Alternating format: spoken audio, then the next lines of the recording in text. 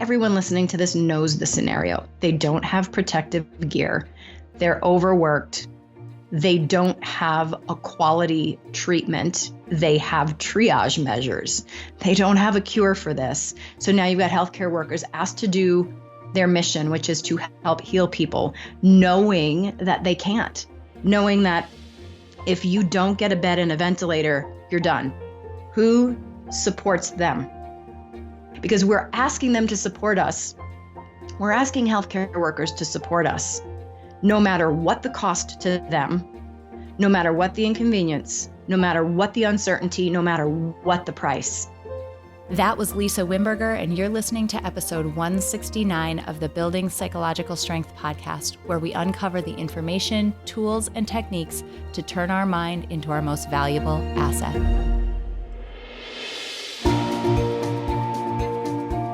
The courage to face fears with persistence. Being able to be present enough in this moment to choose my response thoughtfully.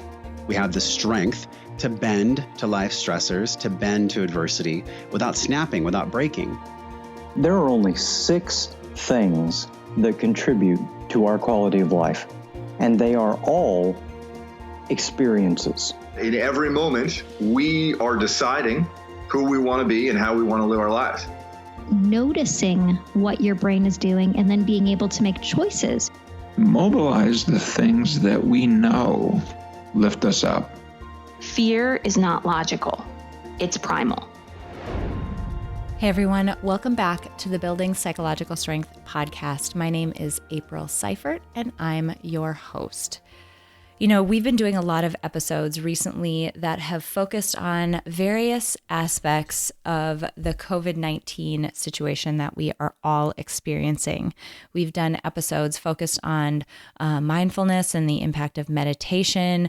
We've done episodes focused on tips and tricks for parenting and relationships during this time.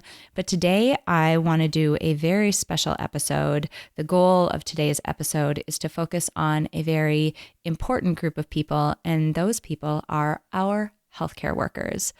You know, it's no doubt that healthcare workers in the United States are in an incredibly difficult situation. And the situation that any individual healthcare worker is in is likely varied. So whether you're in a place where the COVID cases have begun to spike and your days are extremely full and busy and stressful and scary and uncertain, or whether you're in a place where the cases haven't yet spiked and you're facing just the purgatory and uncertainty and difficulty around just waiting for something that you know is coming. This episode is absolutely for you. I want you to know how much we at Peak Mind appreciate everything that you're doing as a healthcare worker to stay on top of a situation that is changing seemingly by the minute, to do the best that you can with so little resources and so little information. And because of that, we wanted to put this episode out with a bit of information and support for you. Today, I am excited to bring on a guest that I've had on the podcast in the past. Her name is Lisa Wimberger. She is the founder and the creator of the Neurosculpting Institute. And her institute really focuses on teaching people how to use this technique called neurosculpting that she developed in order to sort of rewrite some of the automatic threat patterns that our minds create over time. Now, in normal circumstances, these techniques are extremely powerful. She has combined the best of the best from just straight and pure meditation, which is an incredibly powerful technique, but she's also brought in methodologies from the field of neuroscience to help activate intentionally certain parts of the brain so that it's learning in the most effective way possible and helping you to regulate yourself on a nervous system level. We're going to talk so much more about it in this episode, but I have to say that I have used this neurosculpting approach in the past, and it has led to such an incredible transformation for me in my life. Lisa originally developed this technique with first responders in mind, with police officers and EMTs and emergency department and hospital workers in mind. And you can see why, because of that, she was the first person I thought of when I knew that I needed to make an episode specifically to support America's healthcare workers. So, to every healthcare worker out there, I see you, and this episode is absolutely for you. Please give it a listen. Please share it with other people who might benefit from some of the techniques and the tools that Lisa shares. The last thing I'll say before we dive into this episode: we are continuing our efforts to help people thrive through this uncertain and difficult time. And we're doing that with bi-weekly psych strength building workshops. This is twice per week, Mondays and Thursdays. You can get access to these workshops. And even if you can't join us live, we're posting every single replay. So you can get access to the replays from all of the workshops that have happened already by joining the Peak Mind Starter Pack. We needed a place to put all of these replays, and so we're deciding to put them inside their own module in the starter pack. So if you go to peakmindpsychology.com/start or peakmindpsychology.com/starter-pack. I'll put those links in this episode description. You can get access, just sign up for this free module. There's a bunch of other stuff in it that's really great, but you'll get access to these live virtual psych strength building sessions twice per week. Ashley and I are hopping on, and we're teaching directly in these sessions. We're taking questions, and we're helping you through a time that is so difficult and so uncertain for so many of us. All right, I want to dive into this episode because I don't want to waste any more time with me blah-blahing. I am absolutely thrilled to introduce all of you to Ms. Lisa Wimberger. Lisa, I am absolutely thrilled that you have been able to hop on to the Building Psych Strength podcast under such short notice, because given what we're going to talk about today, you are the absolute perfect person for us to be talking to. So thank you so much for being here. You're welcome. It's absolutely my pleasure right now.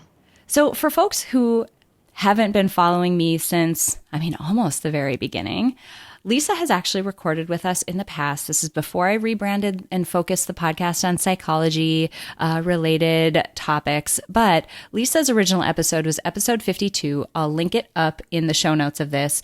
And she has this incredible background in something called neurosculpting. And in her original episode, we give a really deep dive into what it is, and in particular, how it helped me during a very difficult time of my life when I was overcoming postpartum anxiety and postpartum depression.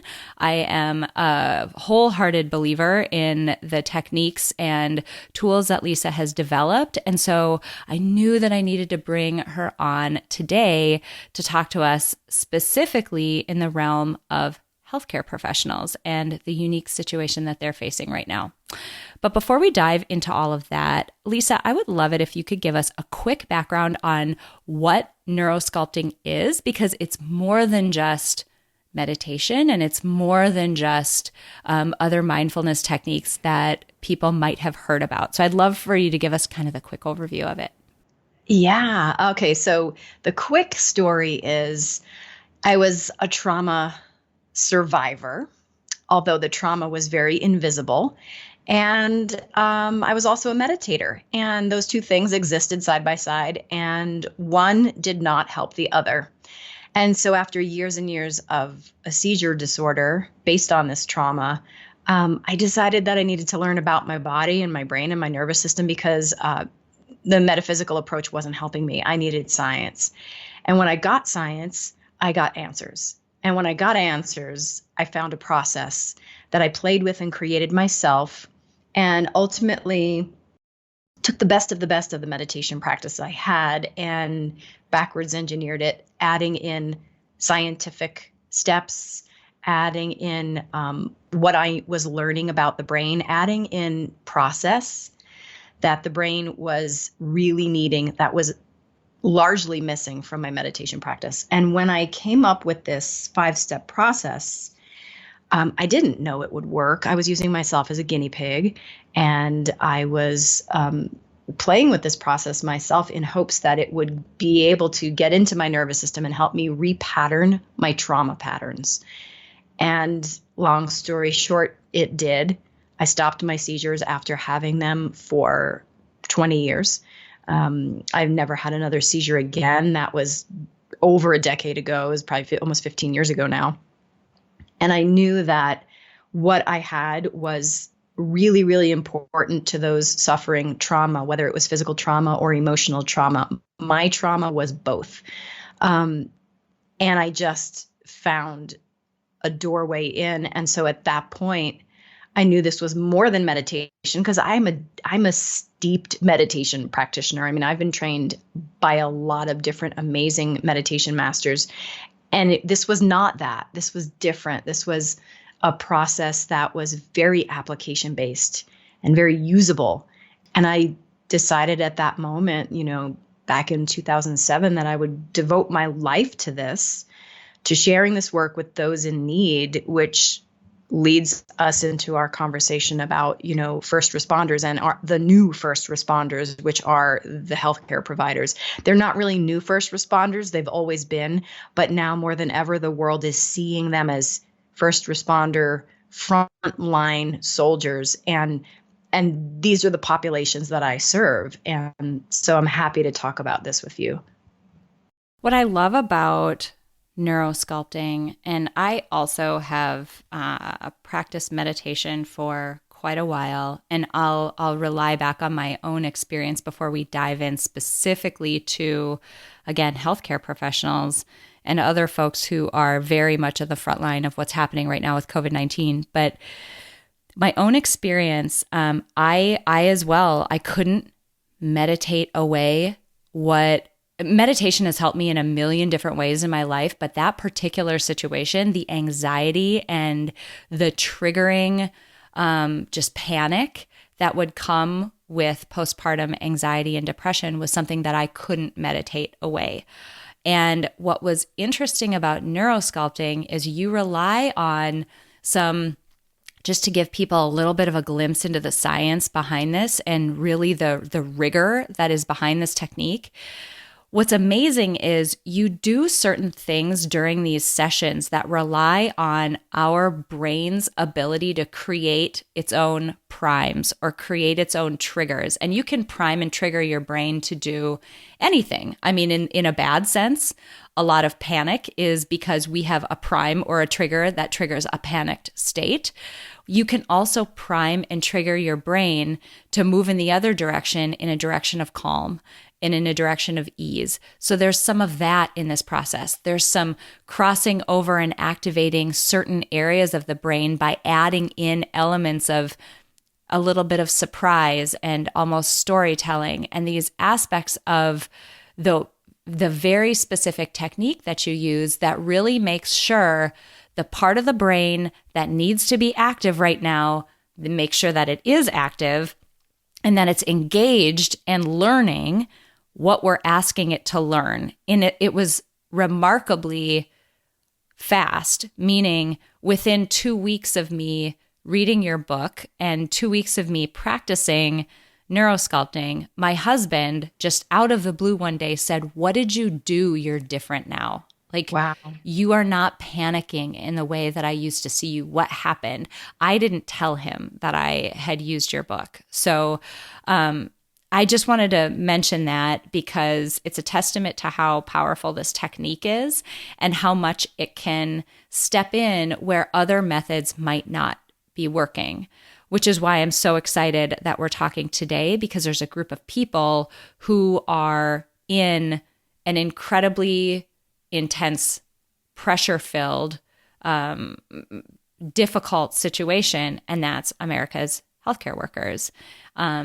And I wanted to make sure that we put some tools out there for all of you. Absolutely. You actually explained that in a way that I took some notes. So thank you. Well, it's interesting because so much of psychology, like, it bleeds over. Like, there's aspects of clinical psych, there's aspects of neuropsych, and there's aspects of cognitive psych that we're all basically talking about the same phenomenon, but there are multiple mechanisms through which it works, and each branch of psychology has their own way of describing it. So what I would love to chat about is just to give a quick nod to the situation that, the healthcare workers in the U.S. are in. A lot of your family is in New York, and that's a very different situation than what we're in Minnesota. So maybe I'll give a quick overview of where we're at in Minnesota, and maybe you can talk a bit about New York. And it's really two situations that are both different, but extremely difficult. So in Minnesota right now, we are sheltering in place as of when this is recorded. So this was recorded on April 5th. We're sheltering in place. We've been practicing social distancing for a number of weeks. We know we have a number of weeks left, minimally. And right now, that means that our hospitals and our emergency departments are ghost towns compared to what they typically are. We haven't experienced the surge of this virus that we've seen in other parts of the world and other parts of the US. But if you put yourself in the perspective of a healthcare worker, this means that they know that an extremely trying, difficult time is coming, but there's literally nothing they can do about it right now. They're reading, they're preparing, they're learning as much as they can from other places.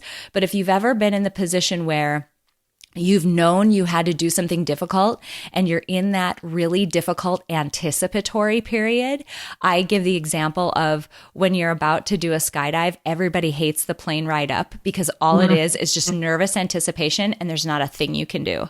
You're just sitting there like you're a sitting duck waiting for something to happen.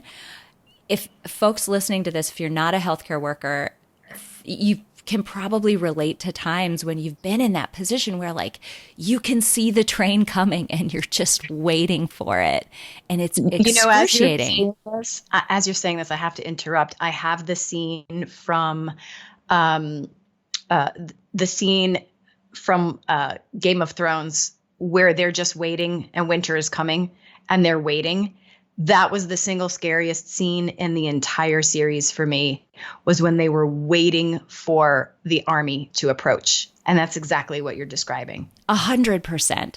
This anticipatory period is so difficult because it is just plagued with uncertainty where you think like you've seen other people go through it, but you don't know what it's going to be like yourself. And you're like, you have all this nervous energy and no real active way to use that energy. So you're sitting here, reading and doing the best you can with very little control over the situation. And so that's one group of healthcare workers that if you are in this situation, I want you to know that we see you and we see it happening. And I want you to feel validated that this is a really difficult position that you're in. It is not that, you should just enjoy it while it's quiet. You're in a really tough position right now. And we want to acknowledge that. Absolutely. Lisa, you're in New York. Your situation's very different. Can you talk a little bit about that side of things? Yeah. And actually, so I'm in a little bit of a middle ground because I'm in Denver, but I'm from New York. My whole family's in New York. So I'm in a middle ground of it's here in Denver, and we're managing it because we're being really strict with our shutdown, our lockdown.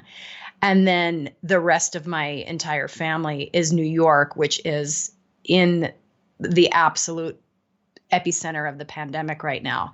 So the situation I'll start with, well, I just want to go back to Minnesota for a second and for the healthcare workers there.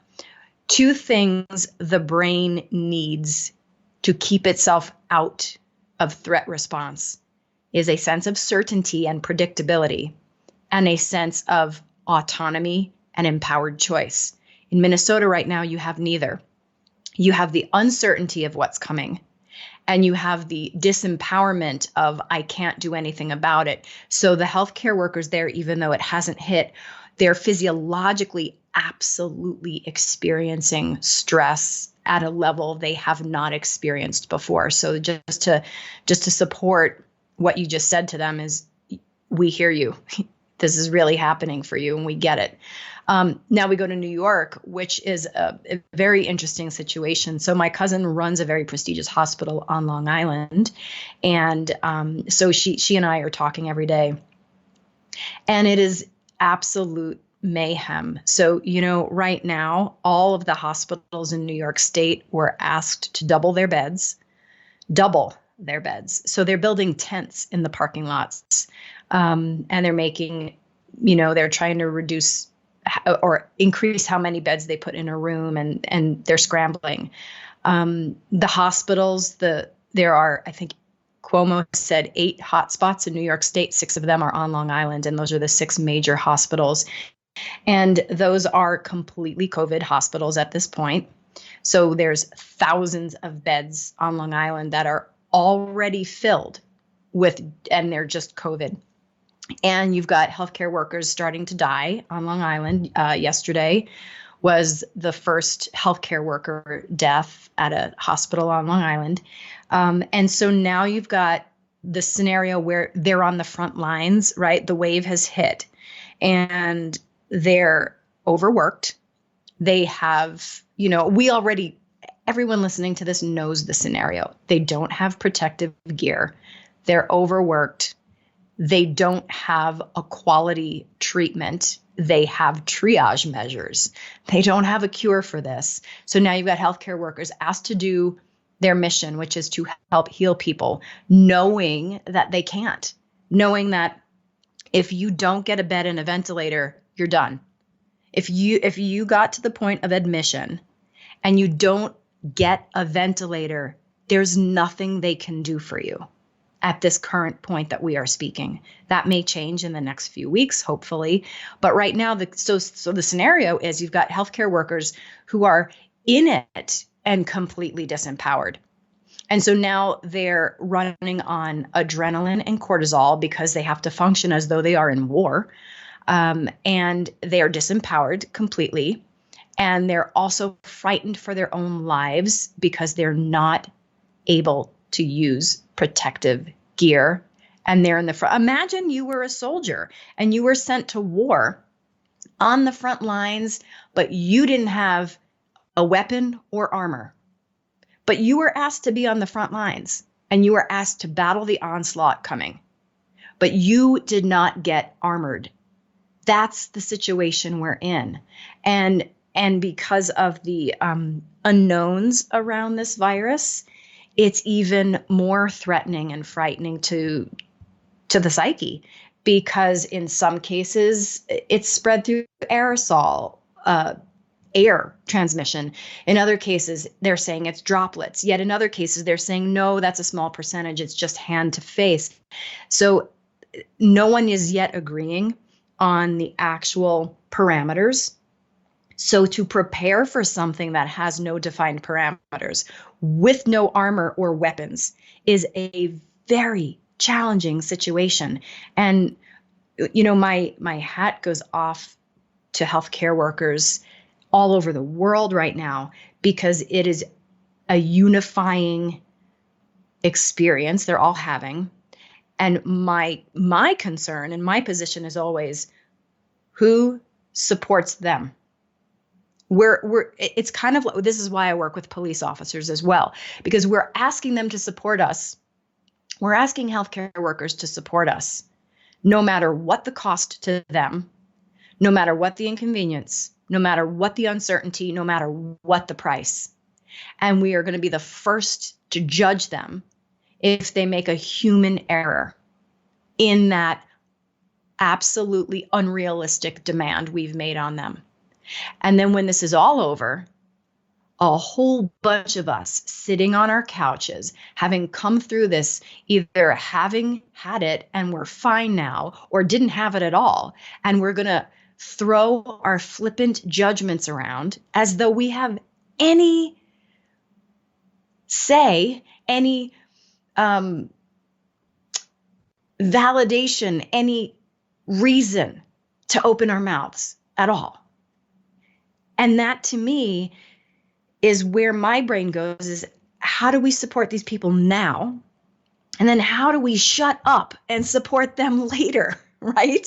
Like, I mean, I get very passionate about this stuff, but so many of us, including myself, we have judgments, and there's no place for that right now. There's no place for our frail egos to try to grapple with being right or wrong. There's just no place for that.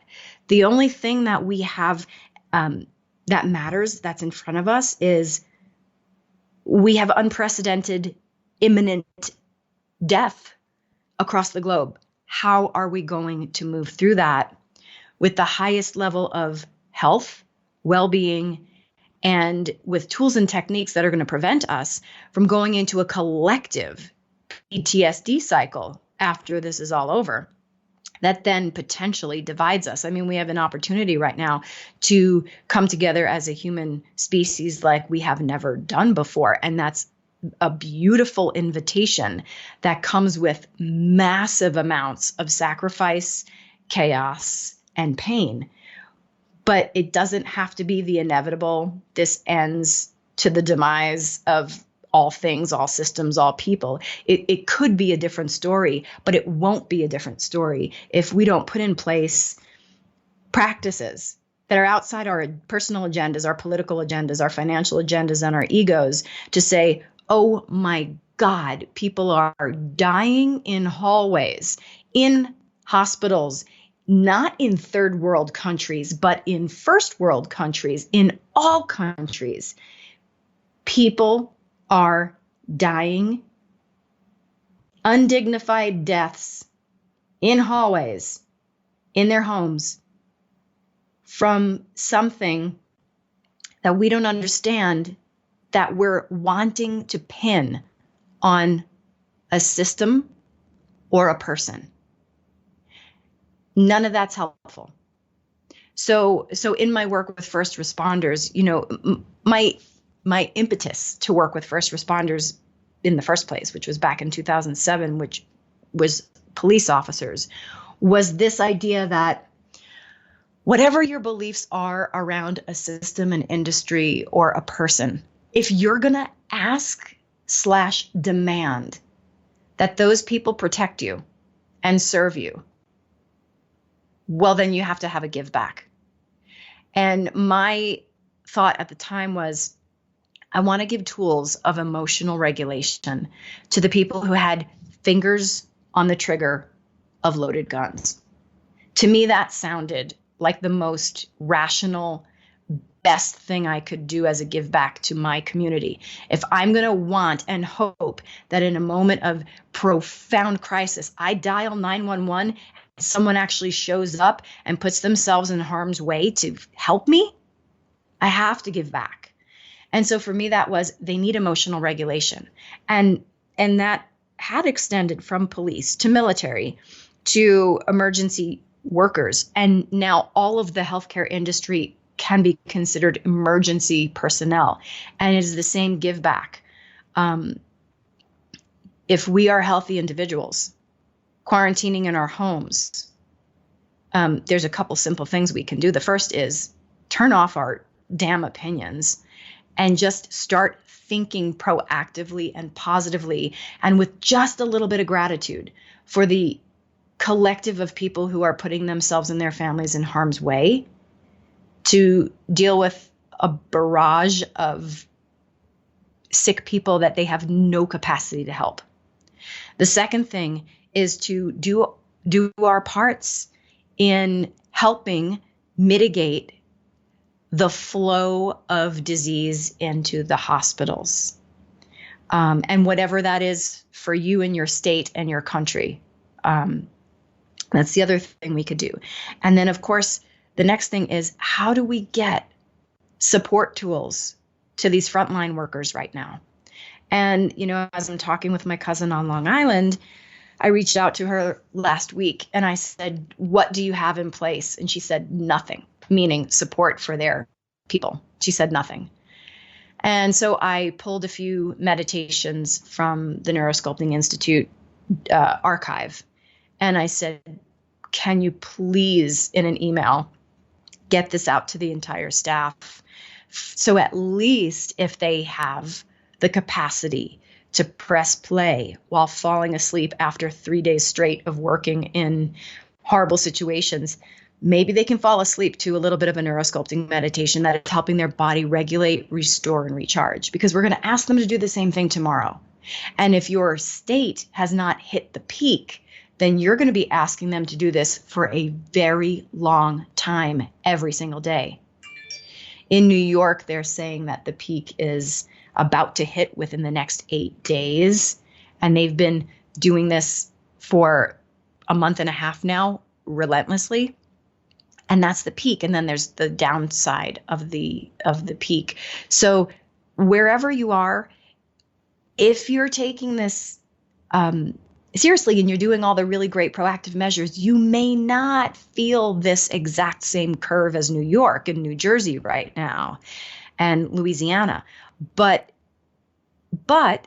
if you prepare for the fact that this curve is pretty much a trend in all countries, and if we view our states as mini countries, then if you prepare that this is the trend that's going to happen in your state in the coming weeks, then start now doing things to support yourself on your inner landscape and your healthcare workers now, because that's really our only point of control at this point is our minds, our practices, and our words.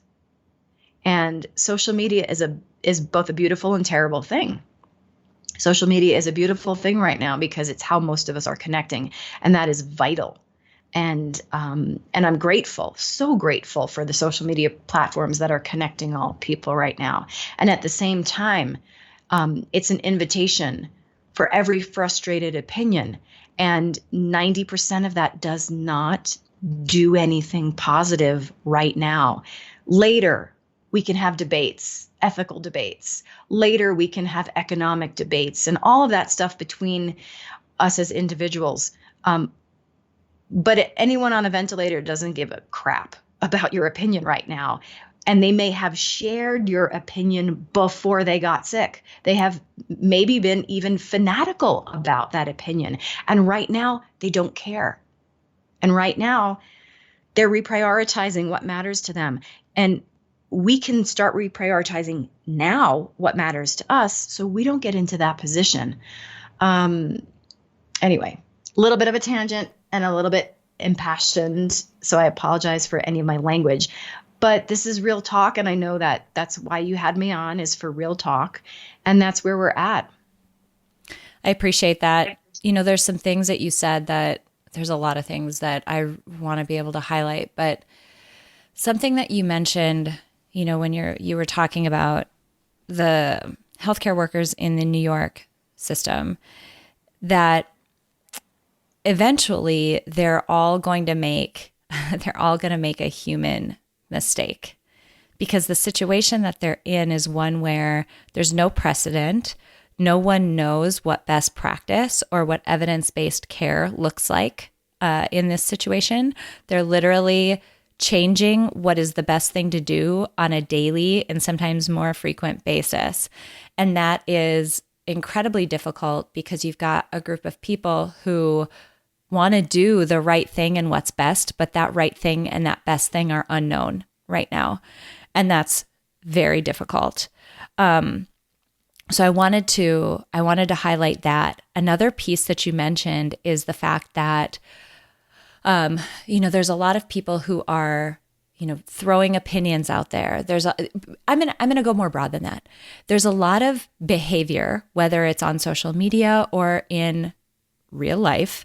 There's a lot of behavior that seems irrational and just so surprising and out of left field right now. And what we're seeing is people, and I'm saying this for a specific reason, so hang with me. People are feeling out of control, and so they're doing something that feels like it's going to regain control for them. The example I always give, I keep giving skydive examples, but they're so relevant in this situation. When somebody is in free fall by themselves for the first time, what typically happens is they realize that there's nothing stable to hold on to, and they start grasping and like grabbing for something, which makes them tumble out of control and makes the situation worse. When really the only solution and the right solution is to just arch and relax into it and just allow gravity to do what it's going to do. And this situation is a very similar one because that flailing and that grasping is the spouting off of opinions on social media. It is the hoarding of basic supplies. It is the arguments that we're having with family members and friends that when in reality, no person is more informed than anyone else because no one knows. So it all feels like we're doing something that's inside our control. But to use my co-founder and Peak Mind, Ashley's words, people are trying to focus on controlling the things they can't control. When, to your point, Lisa, and again, to quote Ashley, the one thing you can control is your own mind and your own response and how you are setting yourself up to be as solid as possible in a very difficult circumstance. So I'm excited to talk a bit about some just tactical things that healthcare workers, for sure, I want you guys listening up right now, but other people as well. This will help you too. Techniques and tactics that people can use to strengthen that resolve, to, calm their nervous system, to put them in a position where they are responding more deliberately and also shielding them from, I love that you mentioned the potential for PTSD because wow, is that ever here right now, to help buffer against that. I would love for you to talk a little bit about things that people can be doing right now to protect themselves from all of that. Yeah. I always like to take a physiological approach because if you are a human being, then these rules apply to you. And I like to start from the least common denominator because that's a unifying place. So we're going to talk about a mammalian body. If you're listening to this podcast, you have one. And that human body has a central nervous system. And that central nervous system plays off a very basic set of rules in all human beings. And that is this: when it is in stress response, that helps you get productive in the moment or self-protective in the moment. And when the moment's over, it's supposed to regulate back to homeostasis. And that natural normal cycle of regulation does things like help you build immunity, help you use blood sugar appropriately, help your brain function, repair, and restore, and give you a physiological and mental sense of wellness to recharge so that the next time you are asked to perform in a threat response, you have the resources to do so. That's what's supposed to happen. What happens for most of us in any situation of stress, but in particular now, is that we're asked to perform in a threat response. The world is in a threat response right now, and it's warranted.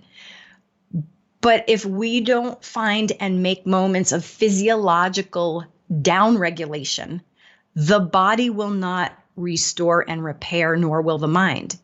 And the immune system of every human being will suffer a hit from a sustained chronic stress response, which is not what anybody wants right now, right? You do not want your immune system compromised right now. Your mindset will start to tailspin in a direction of hypervigilant threat response. So if you don't downregulate, you're going to go to bed at this baseline and you're going to wake up at this baseline, and to function throughout your day, you're going to have to escalate to motivate. So we're going to see a physiological sort of addiction cycle to adrenaline and cortisol, where in order to function and rally in the face of threat, I need to spike my threat response just a bit higher. So I rally instead of throw my hands up, give up, and get depressed.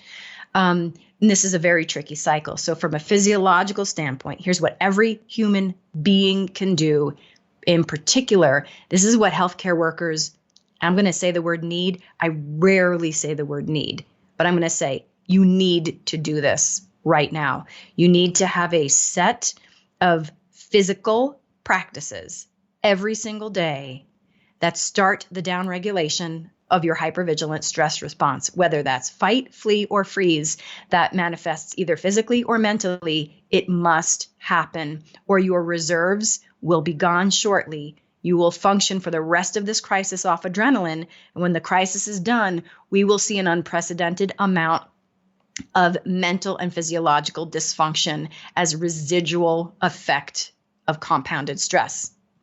So here's what you can do. You can take time every single day to do some exercises to tune your vagus system. Your vagus nerve is a major nerve. It's a bundle of nerves that regulates all of your organs in response to stress. When it's stressed, it rallies your organs to function in a stress way. When it downregulates, it brings everything back to homeostasis. So the techniques are super simple. So simple, you may not think they're important, and I'm going to tell you that they can save your whole mindset and your immunity right now. And that is to bring gentle stimulation to your vagus nerve throughout the day in benign ways so that you're building resilience and tolerance. So here are some really great known ways to tune your vagus system. And I am doing these things every single day right now. The first thing is to gargle morning and evening. And that's because the vagus nerve runs down the length of the spine, and you can actually stimulate it with neck vibrations and compressions.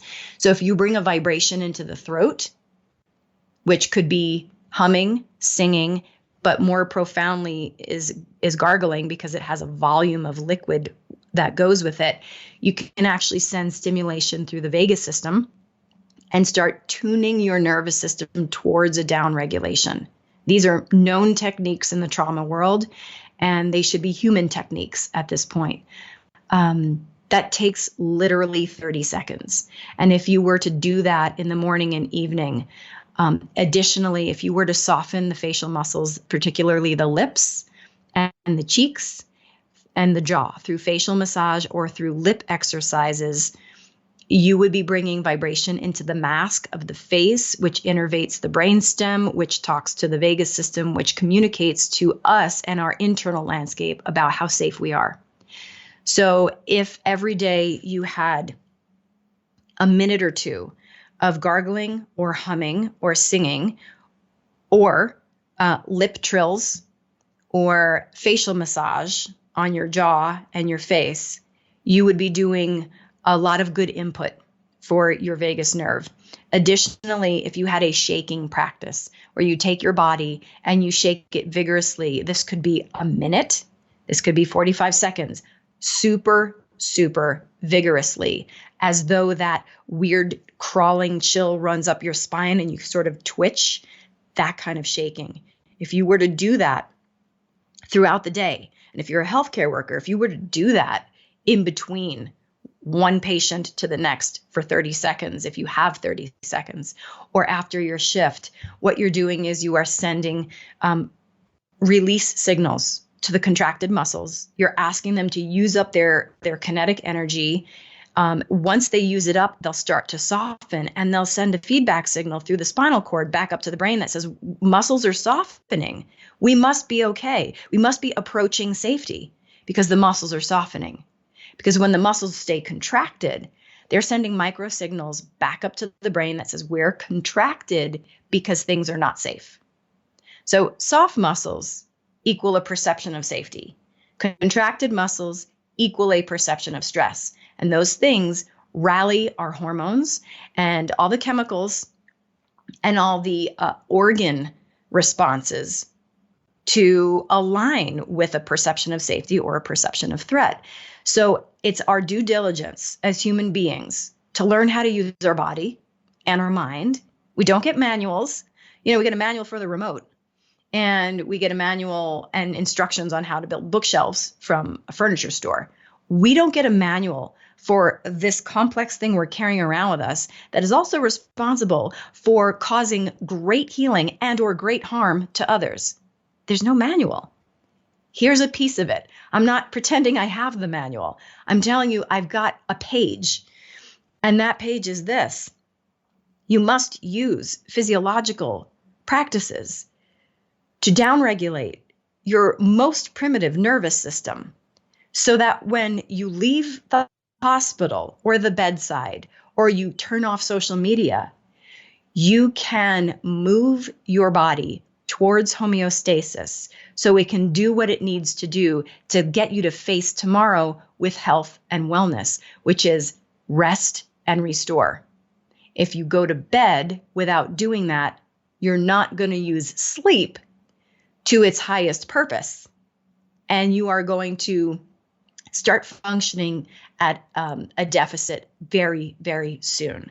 So those are the physical practices. I use them every single day, whether I feel like they're working or not. It's like, in my mind, it's like I brush my teeth, I do my shaking, I gargle, and I do it again and again and again throughout the day. And that's how we have to treat our nervous system. Is it's not going to give us a grand statement every time we do something good for it and make us feel euphoric. That's not what it's going to do. What it's going to do is take everything we offer it and compound that. So these micro introductions of vagal toning will be compounded over time towards regulation and restoration. And that's where I'm at with. You don't have to think the world is rosy and beautiful. You don't have to put your head in the sand or be utopian. You don't have to worry at this point about changing your mindset. That can come later. What you can do now is bring in these practices, which over time will absolutely condition your mindset. But many of us cannot move our mindset right now, and that's totally understandable. But you can move your body, and you can give it what it needs to give you the conditioned foundation of eventually changing your mindset, which will change your behavior, which can change systems and people. I love it. There's two things I want to say. One is that, you mentioned people are going to hear these techniques and they're going to think this is too simple. There's no way this can work. Something we say all the time. Your mind is powerful. It is not that sophisticated. It's powerful because if you've ever experienced fear, you know how real and powerful that feeling is. If you've ever experienced depression or panic or worry about someone else, you know how powerful those feelings are, right? It's not that sophisticated because the inputs it can take to train your mind and to train, it sounds like, your nervous system in the same way, they don't have to be massive. They're small, tiny shifts and small nudges. I want to use one example to just highlight this. If you've ever had, and I hate using the word trigger because I think it gets thrown around in a way that cheapens what the word means. But if you've ever had a trigger where, think about something you're extremely afraid of. Maybe it's an animal, or in my case, when I had postpartum depression and anxiety, I had very PTSD-like symptoms afterward, where all it took was me, and I still experience this. If I'm in a room in the evening and someone shuts the lights off unexpectedly and the room goes dark, I feel myself physiologically respond. Think about that. That response is powerful. I instantly experience a spike in panic. I can feel my palms start to sweat, like my body's getting ready to have to fight back. And all it took was that unsophisticated, tiny little shift of turning a light switch off. Like that small thing can cause this ripple effect. And that wasn't something that happened immediately right away. It was something that, as you mentioned, it compounded over time, just in a bad direction. So I use that example as it doesn't take, turning the lights off isn't that big of a deal. But when you do it over and over and over again and pair it with something really horrible, eventually that response will compound. What you're talking about is something we mentioned before, going in the opposite direction, creating an opposite sort of compounding effect in the direction of helping your nervous system reset and regulate itself. So I want to use that as example because I don't want people to discount how powerful these very easy sounding small techniques can be, because they are incredibly powerful because your mind is just not that sophisticated. It learns really quickly. The second thing I want to mention is think about what Lisa's suggesting here. Lisa talked about this is how our nervous system is supposed to respond, right? Think about when this system evolved. What did the world look like? There were very eminent, mortal threats, right? We had predators and there were really terrible threats, but those threats were not chronic. Those threats were acute.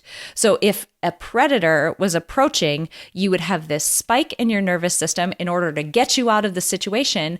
But if the predator didn't catch you, at some point you're out of the situation and you can relax again. There was an ebb and flow to life. We, as you mentioned, operate at this heightened level. We don't get the ebb anymore. And what you're saying is you need to intentionally put that ebb in place in order for your nervous system to do its job. You need to intentionally send it signals, hey, we're out of it, we're safe now. Because it's not doing it on its own, especially when we're being bombarded by media, we're being bombarded by our friends and family, we're in these nonstop shifts. I'm talking about healthcare workers now. You're in a nonstop situation where you're being asked to work very long hours. You're not getting a natural ebb to your nervous system. So what Lisa's asking you to do is create one then, because your body needs it. We're all human. We're all these human animals. And we have basic animal needs, and that's one of them. So I wanted to mention those 2 points because I don't want people to discount how powerful this can be. Two things I want to say about that. The first is I want to use a car analogy. Everybody knows you cannot drive a car in first gear indefinitely. That's what we're doing, people. We're putting our bodies into first gear in crisis, and we're driving it indefinitely like that. And if that were your car, you'd very quickly realize that didn't work. So that's one thing. The other thing I want to support that you said was micro changes. So April, micro changes are the keys to neuroplasticity. So if any of you doesn't know about neuroplasticity, it's our brain's capacity to learn, create new patterns, adapt, and make those patterns new defaults. That's neuroplasticity. It happens at synapse level, cellular level, muscle level, and brain and mental level. We're neuroplastic at all these levels. But here's how it works best. With small, manageable exercises repeated with focused attention over time. So the three keys of successful neuroplasticity are time, focus, repetition. So when I give my students micro exercises, I would rather them do these 30-second exercises 3 times a day than 20 minutes 1 day a week. Think about the gym. If you had 5 hours this month, in the old world or the future new world, you have 5 hours a month to work out at the gym. Do you use that all and go once a month for the 5-hour mega workout? Or is it better to go once a week for an hour and 20 minutes? Or is it even better to go twice a week for 40 minutes?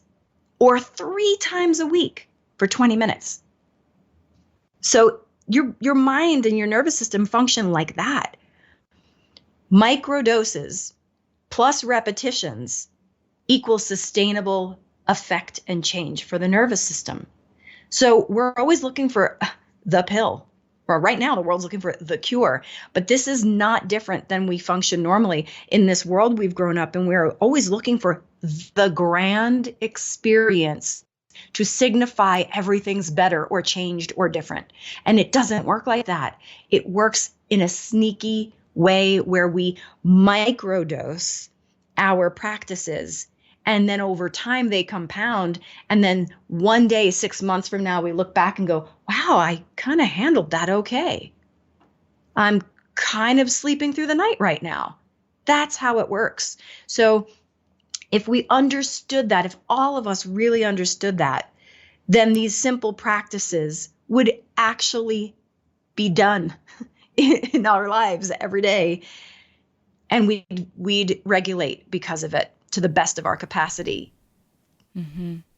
I love it. As we're wrapping up today, I have to ask you for your definition of psychological strength, because you're hitting on so many cool things with what you just said. Psychological strength for me is the capacity to adapt. That's it. That's it. That was so simple and so perfect. Adaptation. That's so perfect. One thing I want to highlight for folks, and then I want you to give some information about where people can find you. Lisa has this incredible book called Neurosculpting. What's the subtitle on it? The subtitle is the blue one. A whole brain approach to heal trauma, rewrite limiting beliefs, and find wholeness. Yes. Okay. Get that book, but here's my pro tip. If you like to hold a book in your hands and underline, I'm one of those people. Sure, get the physical book. Please get the audiobook. Please get the audiobook, because inside this book is Lisa leading you through a number of neurosculpting exercises. When I was going through this situation of postpartum anxiety and depression, I was listening to this book and I would bookmark on my phone each of these exercises, and I would go back to those bookmarks and I'd listen to those exercises over and over again. And having Lisa lead you through these neurosculpting exercises is priceless. So yes, sure, get the physical book if you like that type of thing. I totally get it. I understand it. But oh my gosh, do not miss the value of having the audiobook and a guided experience through exactly what we're talking about, this neurosculpting approach. It is so powerful. I can't highlight it enough. I'll make sure that I link it in the show description, but oh my gosh, make sure that you get the audiobook. Okay, so where can people find more about you? Where can they find more about,